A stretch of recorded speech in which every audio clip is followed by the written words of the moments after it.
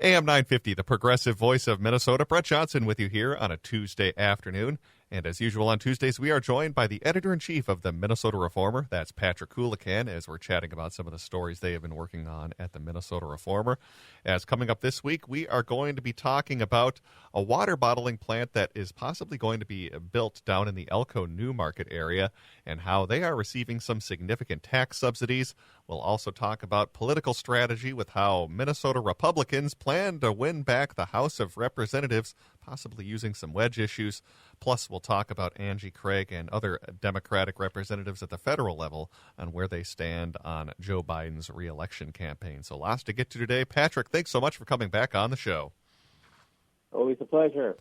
Absolutely. So let's start off talking about an issue that we're only going to hear more about in the future, and that is drinking water. And specifically, we are talking about a private company that's going to bottle and sell water from public aquifers while receiving tax subsidies. And this is significant because not only for private companies, but there are also other states who are looking to use Minnesota's drinking water because we are, well, one of the states that does not have a water shortage as compared to others like around the Southwest and others. But back to what we're talking about with this private company. It's happening in the Elko New Market area, which is about 30 miles south of the Twin Cities. And Niagara Bottling is the name of the company. They're a private California-based business that packages water for brands like Walmart and Sam's Club. And over the past decade, Niagara Bottling has received more than $12 million in subsidies from various states. Now a deal has been reached between the Minnesota Department of Employment and Economic Development and the city of Elko New Market, along with Niagara Bottling, that will give the company about $4.3 million in waived fees, forgivable loans, and tax rebates for a new bottling plant in the area. So can you give us a little bit of an overview of the Niagara Bottling Plant project in Elko New Market and what are the main reasons behind the state and local subsidies being given to this company? Yeah, well, it's a chance for Elko New Market to diversify its tax base, they say, away from just residential property taxpayers. In the first phase of the plant's operation, it would create 59 jobs, starting at about $17 per hour, as well as salary positions of up to $200,000 per year. And the city and the state have given something like more than $4 million to the company to do this development and waive fees, forgivable loans, and tax rebates. I think it's interesting to note the sheer volume of water we're talking about. It's going to require 13 million gallons of water per month. That's more than the entire city of Elko New Market currently uses. And so they're more than doubling their own water use. It's so much water that they're going to have to build a new tower, and they've needed a water allocation permit from the Department of Natural Resources. So it's a huge volume of water, and it's for a small city, it's a significant amount of money that they're putting out, as well as there's some state money. And skeptics are wondering why we want to be extracting water from this, which is obviously a valuable and increasingly valuable resource as we enter this period of climate change and really a lot of uncertainty around water quality and quantity. Why we would let them just truck this water out to be sold at Walmart. And then I think that there's a broader issue we can get to in a minute about really the value of these kinds of subsidies in job creation. Yeah, in fact, let's get right into that because, as you mentioned, Elko New Market is not exactly a big town. Granted, it is growing somewhat with the population boom that oftentimes occurs in kind of those exurban areas, but they are getting a significant amount of money. So are there actually any economic benefits that residents could be feeling in the city? Certainly there could be some jobs created, but that is a lot of money to spend when you're potentially giving up your own drinking water now to this private company when oftentimes when we see these sorts of subsidies, it's very questionable as to whether, well, the residents of that local city, state, or whatever municipality really end up seeing those economic benefits when you give those types of subsidies. Yeah, and the question that I think most economists across the spectrum, right or left, would ask is, what is the value of those subsidies? And if this was really such a great investment, wouldn't the company be just doing this without the subsidies? In which case, why would we need to give them money? Again, this private California company, or let's presume that that the plant will only happen. This thing will only happen with state and local money. In that case, the business ought to be so essential to our well-being that it is worthy of this kind of subsidy. And as far as I'm concerned, bottled water is not only not essential to our well-being; it's actually detrimental. It's really exploded the use of plastics, which of course we're really now grappling with worldwide, both the effects on the environment and also on human health. So I'm really baffled as to this use of public money to subsidize a private California company to pump water out of the ground at a significant rate and put it into plastic bottles.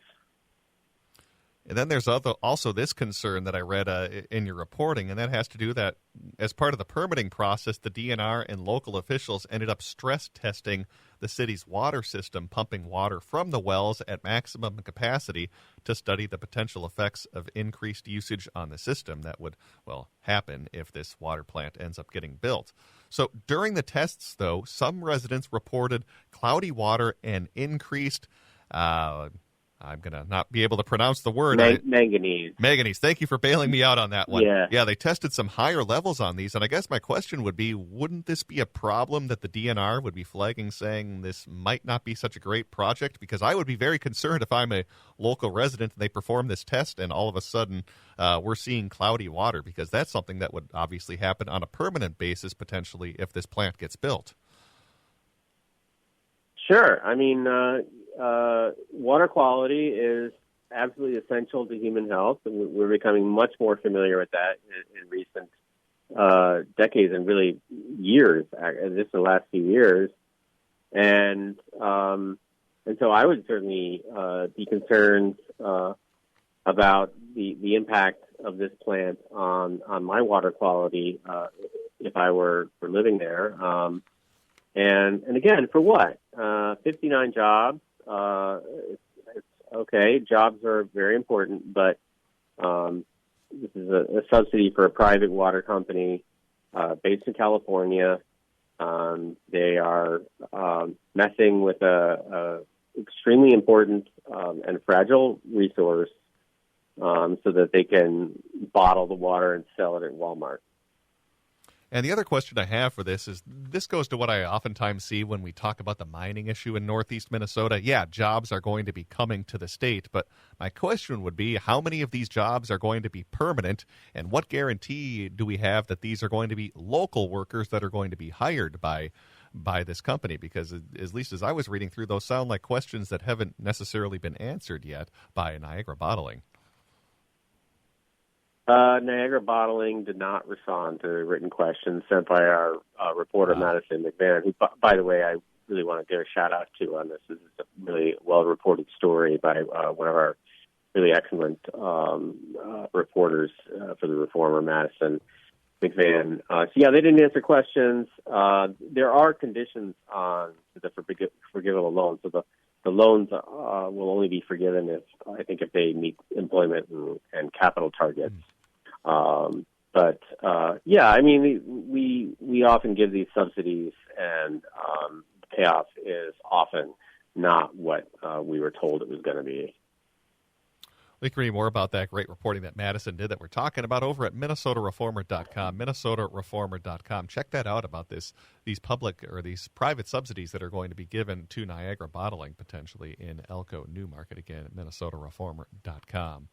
Let's talk some politics now, as Minnesota House Republicans yesterday said that the state's DFL trifecta has failed to take responsibility for burgeoning fraud occurring in programs overseen by state agencies, and they argued that electing more Republican lawmakers in November will mitigate future fraud. So we're already seeing some potential Republican strategizing for the fall elections in terms of messaging. But something caught my eye, and that's this quote from House Minority Leader Lisa DeMuth, who said that Minnesotans she'd spoken to on the campaign trail are largely unaware of the extent of fraud in Minnesota, but are frustrated when they learn more about that. So I guess my question would be, how effective could this be as a potential wedge issue, especially could this have legs even amid a big presidential election that figures to dominate politics? Because I could see them trying to campaign on saying we need to rein in fraud, but this seems like a pretty typical Republican talking point, and it very easily could be lost amid the presidential election that we'll obviously be seeing this fall as well. What's your take on that?